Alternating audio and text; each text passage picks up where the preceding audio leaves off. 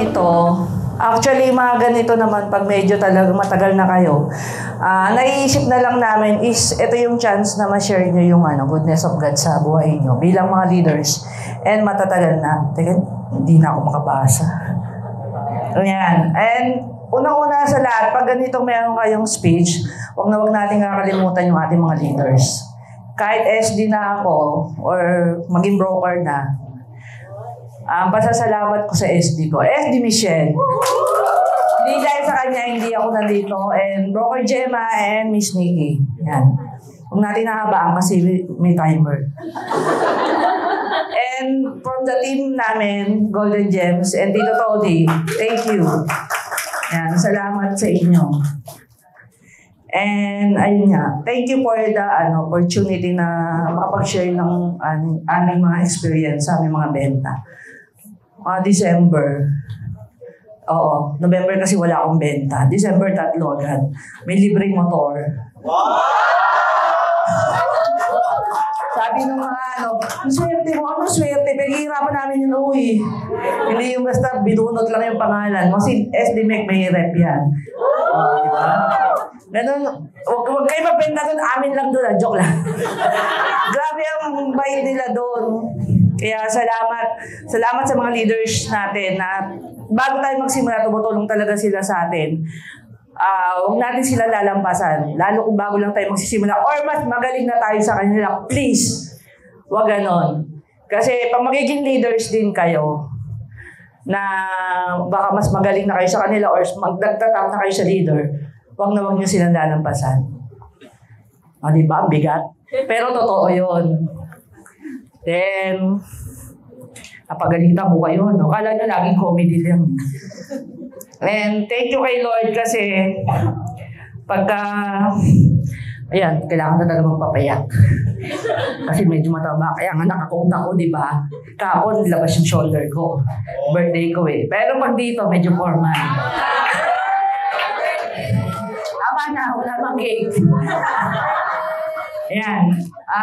Pag nasa darkest moment kayo ng life nyo, imimit kayo ni God, promise. This 2023 is one of my darkest moment. Napamiyak pa ako. Ayoko umiyak. Promise, this is one of my darkest moment. And then, ninita ko ni God. So, pag dadating kayo sa darkest moment nyo, mapapatunayan yung sarili nyo, wala kayong kayang ipagmalaki kundi si Lord lang. Bibigay niya yung best sa inyo. Pero hindi ko nga alam na kasama ako sa Palawan. Pero alam kong marami akong benta. Sabi ko, kukordi yung mga kasama sa Palawan. Kasi biroan lang kasi hindi ako kasama. Tapos kanina kasama ko lang kay cordi rin pala ako. Parang lang, pampalubag loob na hindi kami pero yung pala kasama. So, thank you din doon. May 3 minutes na ba? Ayan. So, yun. Yung benta yun. November wala akong benta. Tapos December, 3 units, tapos may libreng motor. So, thank God. Kasi, meron tayong mga personal na pagdadaanan na parang feeling mo, ikaw na lang mag-isa sa mundo, pero He will meet you. And thank God dahil nasa Yesland ka. Diba? Pag umalis ka sa Yesland, lugi ka. Tandaan niyo yan. Pag umalis ka sa Yesland, lugi ka. And thank you, leaders. Maging inspiration, maging inspirasyon tayo sa mga huwag natin itataas yung sarili natin dahil nagsasalita ka dyan, 10 million ang benta mo, 8 million, wala lahat yan. Pag tayo namatay, pare-pareho tayo diretso lang. So, huwag natin ipagmalaki yun. Lagi natin itataas sa ating mga benta, sa ating mga nangyayari sa buhay natin is si Lord. Pag nagsalita tayo din sa unahan, it's a privilege to share the Word of God, ang goodness sa buhay mo. Kasi hindi natin matataglay sa buhay na lahat ng ito. Pero enjoy natin. Tingnan mo kami, team gala, diba? So, balance lang ng buhay, benta, and hindi lang yung magic. Tinatrabaho yun. So, swerte, sipag, and God. And ang pinakamalaking secret is tithing. Promise. Ilan po, good morning. Thank you. Okay, top 3 kami sa volume, sales for this month. Thank you. Alam nyo yung kasabihan na when it rains, it pours? Yeah, kasi last month, ganun din na umakyat din kami sa stage. Kaya nga, wala na si si Brother Drews kasi nabanggit ko last time na every time na invited siya dito sa atin, lagi kaming natataon na top seller, nagsasalita. So, Brother Richard next month ulit. Mukhang napapadalas eh. This month, month of December, 3 po yung nabenta namin at okay lang po ba magkwento? Kwento ko yung sale namin. Yung unang sale namin, galing yun sa Focus Project namin at ito ay, sino nakakalam yung Focus Project namin? The Granary. Yan. Mag-asawa po sila, bagong kasal lang, and they're finding yung bahay na mag-fit doon sa budget nila. At syempre yung location yung pinaka-importante. So natagpuan nila yon doon sa Granary kasi working sila sa Perpetual Health sa Binyan. So perfect yung yung bahay, hindi ganong kalaki. Wala pa naman silang anak. So saktong-sakto yon, malapit doon sa trabaho nila. At ang learning ko dito sa unang sale ko, after na mai-close namin yung transaction, tinanong ko sila, "Sir, out of, alam ko marami na po kayong ni-research na mga seller, nag-research kayo sa iba't ibang mga lugar, bakit po sa akin kayo bumili?" Okay? Kasi yan, dapat nire-research nyo, dapat inaalam nyo para ma-improve nyo kung ano yung magiging strategy nyo pa sa susunod. Ang sabi niya sa akin, oo nga, marami akong nakita habang nagbabrowse ako, pero ikaw yung nakita ko na yung mga pictures mo, nandun ka mismo sa site, tapos kasama mo, kapag nagpipicture ka, kasama mo yung mga clients. So, ang moral of the story doon, kapag nagpicture kayo, isama mo yung client mo tsaka sa bahay. Huwag yung ino-overlay mo lang yung picture mo doon sa bahay na binibenta mo. Gets? Oo, kasi nakakampante sila eh. Alam nila na hindi mo lang kinopya yung picture, dinownload, tas in-overlay mo lang yung picture mo, kundi nandun ka sa lugar. So, doon nakita niya na marami akong mga clients na naisama. Tapos may mga video ko na naitripping ko yung iba't ibang mga clients. So, doon siya na nakampante. Kaya sa akin siya bumili. Second sale namin, ito yung benta namin ni Mami na medyo kinabahan talaga ako. Tanong nyo kung bakit. Oo. Kasi one time, habang nagpapahinga kami sa bahay, siesta time, no? Biglang nagre-ring yung phone ko. Okay? Nung binasa ko yung pangalan, ex ko. Okay? So, alam ng asawa ko kung sino yon, siyempre. Okay. So, nagdalawang isip ako. Teka, sasagutin ko ba o hindi? So, medyo hesitant ako. Pero, inisip ko ano kaya yung concern niya sa akin. Medyo matagal na rin kasi yun eh, no? So, dinampot ko ngayon. Sabi, hello? Ganun ka, isip niya ako sigurado kung ano pag-uusapan namin eh. Sabi niya sa akin, Jel, may problema ako. Shit. Patay. Teka. Sabi ko, tagal na nun ah. Inisip ko, ano kaya sasabihin nito sa akin? Hindi kaya nag-isip, yung panganay kong anak, hindi naman ganun. Kasi alam mo, wala naman talaga. Okay, nung kinausap ko na siya, sabi niya, meron pala siyang pinsan na naghahanap ng bahay. Yun naman pala. Akala ko ano yung ano. So, in short, tinulungan ko, minute ko yung, may asawa na siya eh.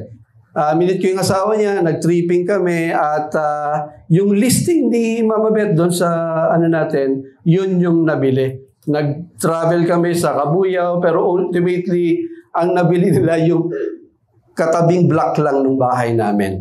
So, yun yung yung second sale ko.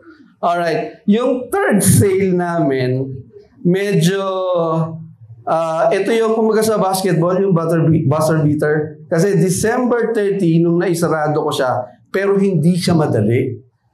Kasi yung client ko is an OFW seafarer. Yung seafarer kasi, di ba, 9 months sa barko, tapos 3 months or so dito sa Pilipinas. Nataon, nandito siya sa Pilipinas. So in short, yung contract niya hindi pa active. Pero inisyuhan na siya ng contract na mag-start ng March. Okay, so inisip ko, nagdalawang isip ako dito, isasubmit ko ba o hindi? Kasi, kaya ako yun nagdadalawang isip, baka mamaya, pag sinubmit ko at dinecline ni Ma'am Angie, alam, mga nakakilala dito sa granary, medyo strict yun. Pag submit ko, okay, nagdalawang isip ako, isasubmit ko ba o hindi? Pag sinubmit ko to, papasok kami sa top seller. Pero, pag hindi ko to pinasa, wala kami sa top seller, sa January na papasok yung benta. Okay, nag-ambisyon po si Papa Jed, saka si Mama Beth. Pinasa ko. Nag-reply si developer, I'm sorry, kasi yung contract ng client mo, hindi pa valid.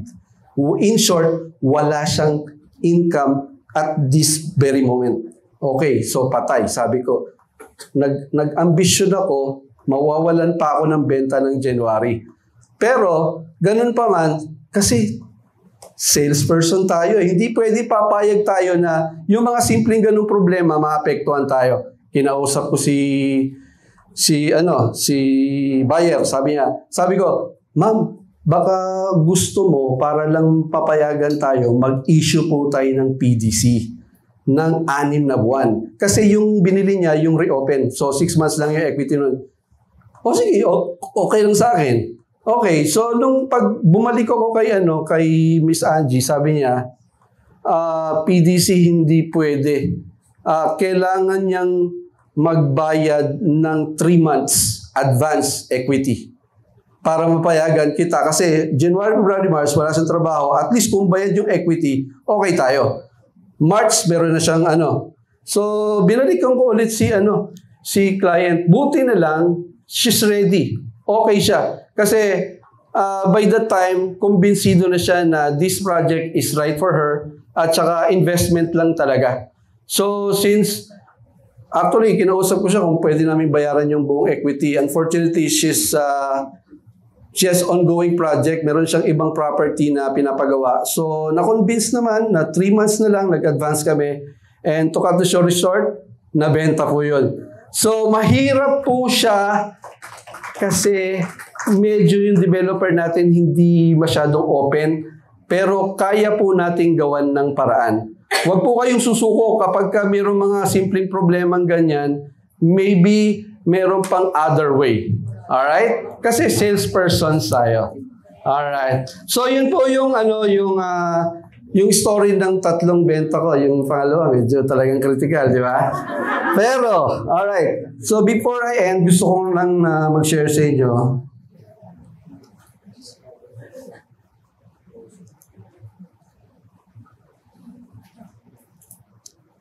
Ng 3 bagay na naging sikreto namin this past quarter dahil congratulations, teka muna.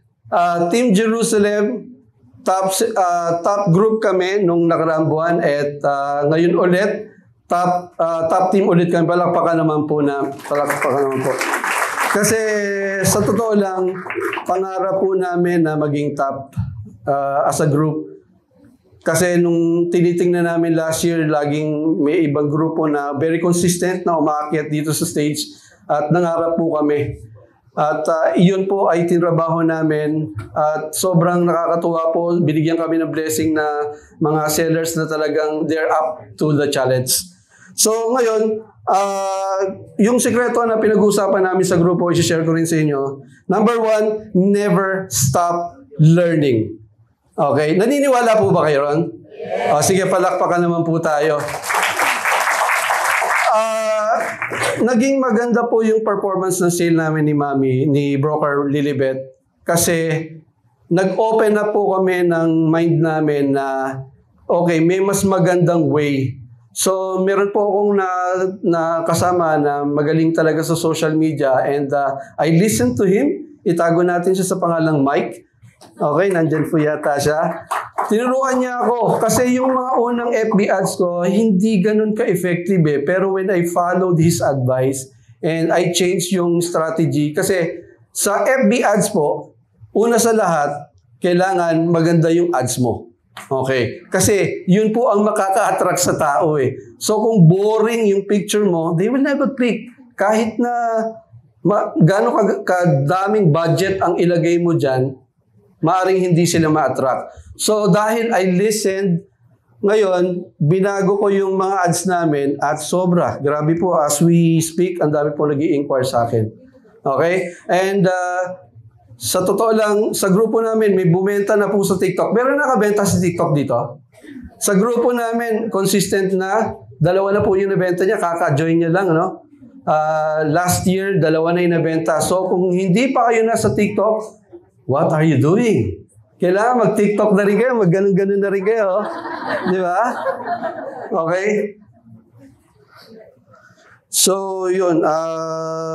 Ito, yung find and identify your focus project. Sa totoo lang po, nung ginawa namin to, naging sobrang dali ng buhay namin.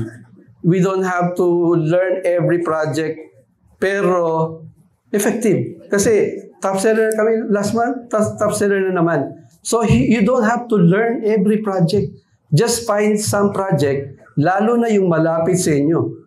Kasi, would you believe, meron sa amin magpapatripping, 30 minutes advice lang, pero kaya namin pumunta. Kasi, ang lapit namin. So, please, find your focus project. Kasi pag ginawa niyo yun, sobrang nagiging expert kayo eh. Pag may nagtanong, hindi niya kayo kailangan, ano data nito? Kaya nino ba ako magtatanong? Alam mo na kagad kasi focus project mo siya. Gets? Palakpak kung naniniwala kayo doon. So lastly, find people. Some people dream of success while others wake up early and work hard for it. In short, wala pong substitute sa hard work. So kung gusto mong maging successful, hindi po yung kapitbahay mo o yung magulang mo ang gagawa nito. Wake up early. Ikaw ang gagawa. Kasi hindi nyo po yung ginagawa just for yourself. Remember, may mga nagmamahal sa'yo. Yung very reason, yung reason mo why you joined Yesland, kaya mo pong gawin yun. Please, work hard. Yun lang po. Maraming salamat. Siyempre, una, pasasalamat din sa aming broker na kahit nasa malayo, yung support sa amin is talagang todo. Sa assistant broker, Tita Tony, sa team namin, Grateful Gems, and siyempre sa team ko, Team Milan. Nauna na tumayo. Sa mga mentor ko, na naun sa mga unang panahon pa, SD ko yan nila, Tepe, thank you so much. Mga ninuugatan na. At sa mga laging kasama sa mga pahangin yan, mga nagpapalakas sa akin, ang mga friendship. So, ayun. Kaya ako nandito ngayon kasi talagang, tinarget ko siya kasi nung nag-email si broker, medyo kulang-kulang pa. Sabi ko, naku, dapat yung mga target namin, may mga GC kasi kami na na sa mga SD namin, sa mga SD, yung mga ng Boracay. So, target Palawan talaga. Pero, malungkot kasi, kulang pa 30 million. So kahit may email na si broker May na pwede na mag-renew. Sabi ko December first week, December. Sabi ko kaya pa, Lord, kaya pa kasi gusto ko magpalawan. Syempre mga sabik diyan ng mga yung mga sabik diyan. So ang ginawa ko, binalikan ko yung mga yung mga sales. So talagang bitin pa siya. So sabi ko, Lord, kaya pa yan. May mga 1 buwan pa. So ang ginawa ko, binalikan ko. Tapos sa pagbabalik ko, inano ko yung mga old clients na mga nag-cancel nung pandemic. May mga seaman kasi kami na mga nag-cancel siya. So binalikan ko sila, kinamusta ko sila. Yun yung number 1 na ginawa ko. Yun pagkakamusta. Kasi common na kapag pa-reserve na sa'yo, naging client mo na, hindi mo na sila papansinin. So, mali yun. Dapat kahit hindi natuloy yung transaction nyo sa kanila, diretso pa din. Kumbaga, yung build ng relationship sa kanila. So, ayun. Yung isa, sabi ko may maganda kaming project. dahil sa pila. So gusto niya malayo-layo kasi ang focus namin is Santa Cruz. Hindi na masyadong lumalayo kasi syempre nagkakaedad na, sa biyahe pa lang pagod na gano'n. So ang focus namin talaga Santa Cruz na lang. So yung malapit 30 minutes nandun na din kami, katulad ni na Papa Jel. Talagang advantage yun kung malapit sa mga project. So ayun nga. So, yun, nakaisa na doon sa Villa Rosalina. So, sabi ko, ito, ayaw niya doon eh. Ayaw niya malapit, gusto niya malayo-layo. So, ayaw din niyang kalamba. So, nasa middle tayo, sa pila. Sakto-sakto, yung merong pila na complete na din, same as doon sa project namin sa Santa Cruz. So, nung pinunta ko siya, season na Christmas na yun eh. Parang ang lahat, na nila is yung vacation na. Tapos ako nagtitripping pa. Sabi ko yung iba nagmomoling na, namimili na ng mga regalo. Sabi ko, hindi, kaya to, tripping kahit medyo tinatamad ka. So ayun, yung unang benta ko doon sa Pila Townhomes, ay ayun, nag-reserve. Nagulat ako, sabi, sige, reserve ko na kasi ang ganda nung niya, may less 200K plus yung may incentive pa binigay si Sir Mel. So yun, nag-reserve. Thank you Lord, parang nakaisa na buhayan na ako. Tapos yung kasunod, kinabukasan, sabi niya, yung kapatid din daw niya, gusto din. So, dalawa na. So, natutuwa na ako, sabi ko, Lord, isa lang yung benta na hiningi ko sa'yo, pero ginawa mong dalawa. Tapos after Christmas, yung saka po post ko, syempre, ganado ka na i-post yun, yung project na yun. Kahit na, hindi ko na iniisip na may yung incentive nila doon. Pero dahil gusto ko habulin yung incentive natin dito sa YesLand, na gusto ko magpalawan, ay go pa din kahit bakasyon na yung iba. Kasi kalimitan, habang nagbabakasyon yun, doon sila nagbabrowse ng mga FB nila. So yun, nakikita nila sa FB. Sa pag-story ko, yung isang client ko pa, nakita din. So, ipinunta ko din doon. December 27. Yung iba nagpre-prepare na ng mga bilog-bilog na prutas. Ako, prepping ulit sa pila. Ganun. Tapos, sobrang traffic na sa Santa Cruz, ganyan. And boom, nag-reserve pa din yung isa. Sabi ko, Lord, konting-konti na lang. Isa na lang. Makakasama na ako sa Palawan. Isang benta na lang. So, pag si Lord talaga, hindi niya ibibigay sa'yo, hindi niya ibibigay. So, tanggapin mo yon. Pero dahil ayaw niya pupuntahin Palawan eh. Sabi ko, Lord, okay lang, thank you po rin po sa blessings. Pero mas may magandang plano si Lord. Yung incentive ng Pila Townhomes, papunta ng Japan! Thank you, Lord! Ayaw ko pupuntahin ng Palawan, pero yung incentive nila doon, 3 benta lang, guys. Pupunta na tayo ng Japan. So, kaya-kaya pa nating habulin yon ng January, February, March. Gusto ko kayong makasama doon, please lang. Ayaw ko mag-isa at kasama ang ibang salesperson. So, yun yung yun yung kaya ko nandito ngayon at nasa inyong harapan dahil doon sa mga benta ko na yun. Talagang focus lang sa una sa project nga, focus. Tapos, pa ba? Tsaka pag may gusto ka talaga, ipopursue mo yun, yung motivation mo na makuha mo yun, talagang gigising ka tama ka maga kang gigising, hindi ka pa tanghali gigising kasi para may makuha ka na reward. So, ayun, pa ba? Nakabahan ako. Ganito na palang feeling dito. So, ayun. Last ko na, kahit na-delay yung ni Lord, isa pang gusto kong i-share sa inyo ha. Yung December na na-raffle ko na oven, pinag-pray ko din yan kay Lord. Nung last year kasi, nag-test na ako ng baking. Sabi ko, lagi ako nagdadasal, bigyan mo ako ng oven. Kasi walang binigay yung TESDA. So, last year pa yun, no?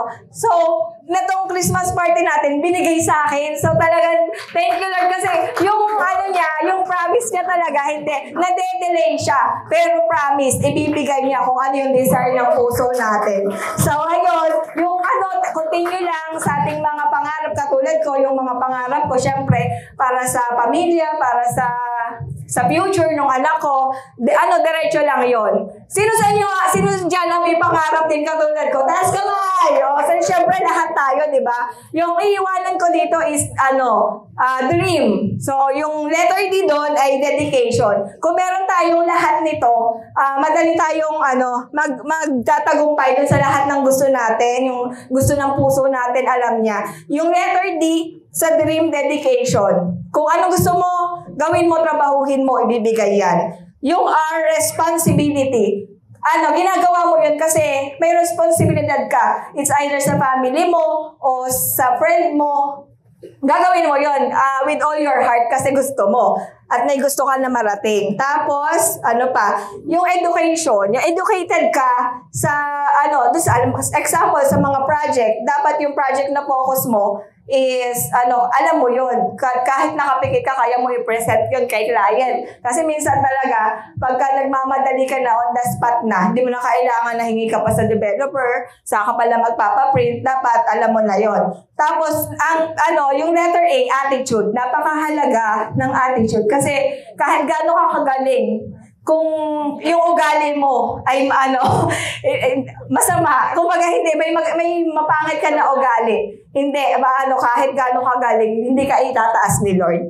And then yung letter M, hindi Michelle yun, kundi motivation. So, kailangan yung motivation mo sa sarili mo, laging nandyan. Tapos yung tiwala mo kay God, kasi kahit kailan, hindi siya nagpapabaya sa mga anak niya, sa atin, na humihingi palagi ng help sa kanya. Hindi siya, nagde-delay siya, pero hindi siya nawawala. Tapos, yun nga, do your best, tapos He will do the rest. Si Lord yun. Thank you po, and thank you. Thank you for sharing. Grabe, no? Kahit may struggles, may blessing. Tama? Actually, si May, hindi niya ako na-chat. Medyo, joke lang. Binibiro ko kasi lagi si May na minsan, hindi niya ako na-chat na meron pala akong sharing. So, nung binasa ko, kanina ko daw nabasa, sabi ko, patay kang bata ka, wala na naman akong ma-share. Pero before po ako mag-share, nais ko pasalamatan si Yeslan for being so consistent sa mga events natin, di ba? Laking bagay.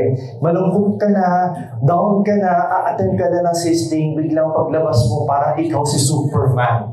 Di ba? Ganun yung feeling. So, palakpakan po natin ang management and staff ng Yeslan for the sisting. And thank you for making sure na ma-award din yung mga efforts namin. So, ang chinat mo sa akin ni May, sabi niya, mag-share daw ako ng strategy ko kung paano ko na-reach yung sale ko noong 4th quarter na 2023. Ako lang ba? Wala bang nag-chat sa inyo? Okay, ako lang pala yung chinat ni May. Okay, so gusto niyo mong malaman? Paano ko naabot yun? Hindi ko gusto niyo malaman? Okay, so mabilis lang to.